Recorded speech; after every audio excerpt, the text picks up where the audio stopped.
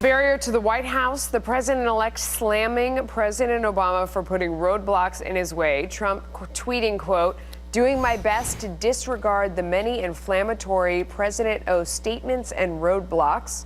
Thought it was going to be a smooth transition. Not." Here now is Fred Barnes, executive editor of the Weekly Standard, and Leslie Marshall, radio talk show hosts. Both are Fox News contributors. I love the way that he doesn't mince words. We always know exactly where he is. Fred Barnes, do you think it did seem for a second like it was going to be a little smooth transition, that everybody, we had like a very brief kumbaya moment that I can't even remember any longer. It was very brief, and it was not really real.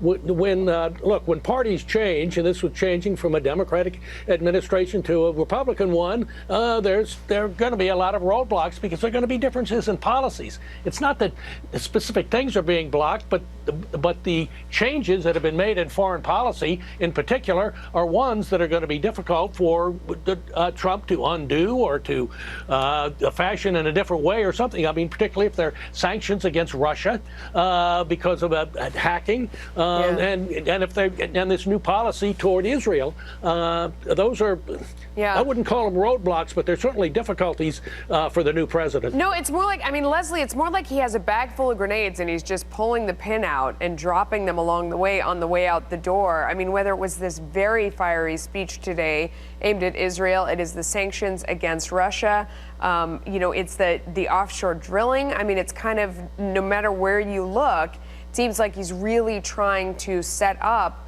to make things difficult to change on the way in as much as he can.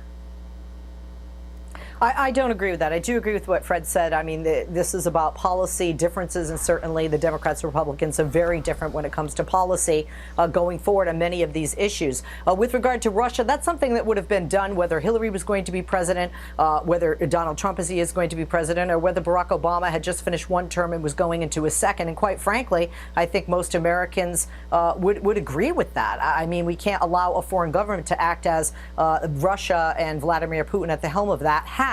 With regard to Israel, this is not a change of position from the Obama administration. The president and most of our allies throughout the world want a two-state solution and feel that the settlements are a hindrance to that. So to me, this isn't a grenade or a roadblock. This is just going forward the policies that they have always spoken of. I think a lot of people might disagree with that, but that's a topic for another time. Let me play for you what Ed Klein had to say about the president staying in D.C., and I'll get your response on the other side. Let's listen. This is the first time in, 100 years since Woodrow Wilson that a president is going to stay in Washington. They've been talking behind the scenes, according to my sources, about setting up essentially a shadow government. Whether it's a shadow government or not, staying there and sort of talking from the sidelines is pretty unprecedented, Fred.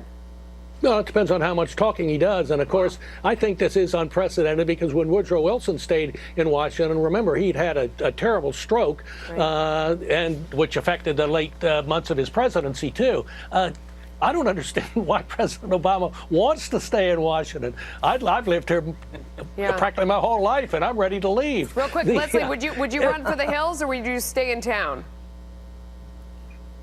I honestly would, I guess I would go where the best opportunity is, where my family would be happiest, and where they consider home to be. We certainly have seen people start out like the Clintons in Arkansas and then move to New York. If he's happy in D.C. and feels that he can do the most good or has a good job offer waiting, then why not? Thanks to both of you.